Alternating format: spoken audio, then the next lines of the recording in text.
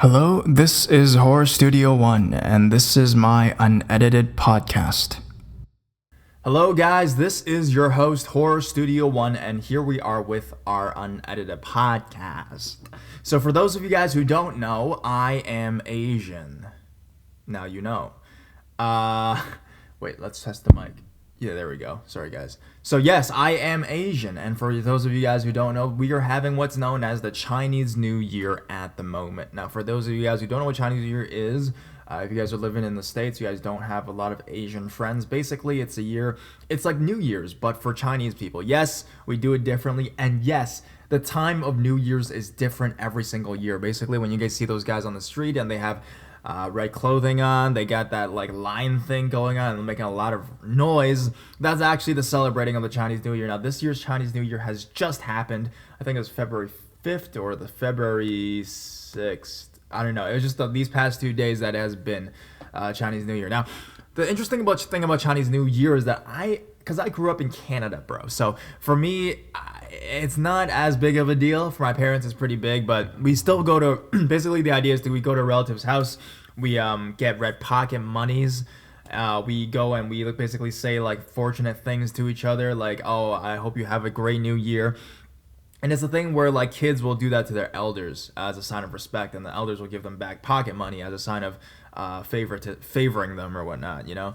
That happens more in China. And then this year, actually, I lived in Hong Kong for a little bit and actually worked as a tour guide, for those of you guys who don't know. So I learned a lot actually about Chinese culture, and a lot of it was very interesting, you know. I took a lot of tours into this place, a temple, a very specific temple called Manmo Temple. It's a famous temple in Hong Kong. And they talked about the lions that were used to guard the temple and stuff like that. Now, that's very interesting for today's topic in which we're going to talk about, because guarding your home, guarding with lions, protecting your home is a big thing in Chinese culture. And I think that stems from the story I'm about to tell today, which is the origins of, sorry, a lot of mucus in my breath, the origins of the Chinese New Year, which is also known as Nian. Okay. So it's a very interesting story, actually. I learned it when I was very young, but I never really truly got to know it better until recently. Chinese New Year culture, the reason that it all started was because there was actually from a scary monster named Nian. Now, this scary monster, back way, way, way long ago, there was a village in which every year the scary monster would go and visit this village. And it would terrorize people. I'm assuming it would eat children. It would eat people, kill people, destroy. And it's like this monstrous being, you know. I think it's like half lion, half tiger, just some half griffin. Like this is beast. And the village, you know, every year this thing would come and destroy their homes. They had an idea in which they were to scare off this monster. And what did they do? They started to make noise. Now, though that noise was banging noise, noise of firecrackers, fireworks, those kinds of noises, and the group would gather together. And then the village decided that every single year, the time that this beast came, because this beast came differently, they had a way of calculating when this beast would come to their village. And that day that this beast came to their village, they would do that. And they would use the color red as well, because apparently red would scare off the beast. And what they would do also with on their front doors, they would put posters of two strong generals from the legendary mythologies as a way to also scare off the beast. So when the beast saw that, it'll be scared. Actually, this idea is very interesting because a lot of TV shows, a lot of culture have these pictures of these generals, of these like warriors on their walls. And back then it was supposed to scare away the demons and stuff like that. Even the king had a story about him using that. Well, actually it originated from the king back in the day, when the king was sick. He hired these two generals to stand at his door, but because these two generals were too, basically, they're human beings. They're really strong people, but they're human beings. They couldn't stand at the king's door 24 hours a day, right? So he actually had their paintings drawn and put on the door as a substitute for the real thing. Basically, that's what happened, and that's how that got started. So yeah, the beast saw these posters every year when he would come. He would see these people gathering and like just like, you know, banging shit, making all this noise and stuff, and he would just get scared and he would go away, according to legend. But that's really how, you know, how you guys see in the Chinese New Year, there's that beast that they have all like it's like a dragon-ish thing. I think that's the reason that's there. That is the representation of that thing. So according to culture, they shook their rattles and waved their banners, and then Nan ran away, and the villagers never saw him again. So that's why the color red. I mean, even in our Chinese culture, color red's a big thing. Like color red is like luck, prosperity, all that kind of stuff. Because of that. Now, it's interesting how many of these traditions start from just like weird or scary cultures, if you will. For those of you guys who don't know, the idea of Halloween was also kind of pretty messed up as well. Though back in the day, there was believed that in Halloween's culture, it would be where the demons and spirits would come to Earth and like possess and destroy people's lives.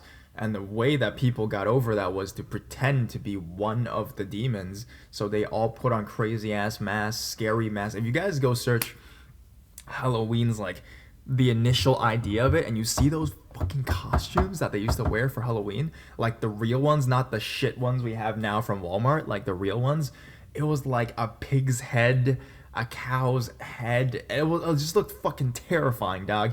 And the reason for that was because it was supposed to match the demons that they were believed to really come during that time.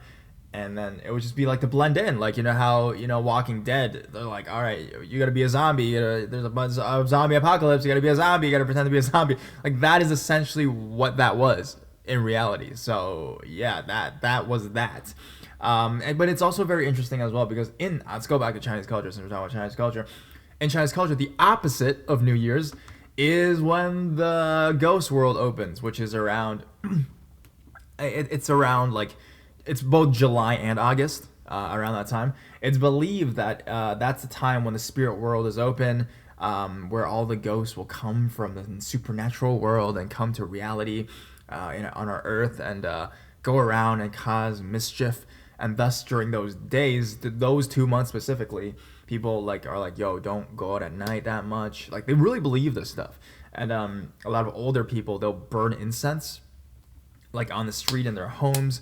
And one way to protect their families, I guess, and themselves, but also if they have like a loved one that was deceased or something, is to give it to them. That would be the perfect time to give it to them because it's when the spirit gate, kind of opens. It's really interesting that in both Western culture and Chinese culture, they have like the times when spirit gate opens.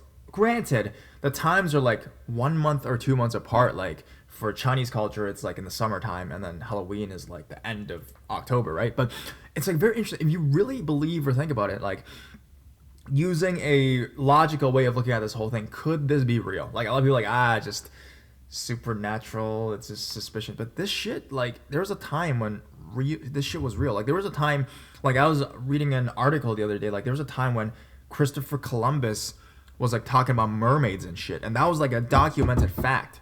Like yeah, now it's all been Disney-fied, and then we're all like, yeah, like the Little Mermaid, or like just some shit like that, or like this demons, like ghosts, like this stuff is not real or whatnot. But what if it is really real? And just throughout history, just like how Chinese New Year was taken from this basically a horrible fucking story. Like think about it, like every year this monster would come into your town and just kill all your friends.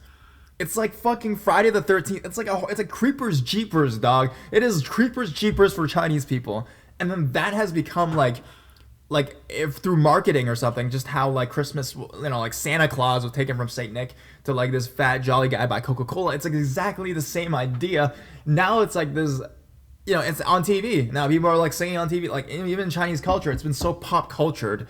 But if you think about the origins of it, it's fucking dark as hell, dog. It's really dark. So I'm thinking like maybe those things are real. Like maybe I truly believe it. Like I'm gonna say this. Like all right. Like I believe that there are some supernatural forces that are coinciding. Everything is related, but it's just that because the world is so big, the Chinese people, they made this tradition out of it. And then like on some cases, I mean, Westerns as well, right? Like how Halloween has now become a tradition. But then is just totally different. Like the Halloween one, they kept the spooky factor, kind of, not really now anymore. But the Chinese New Year one, we just like turned it around and became, that's our thing now.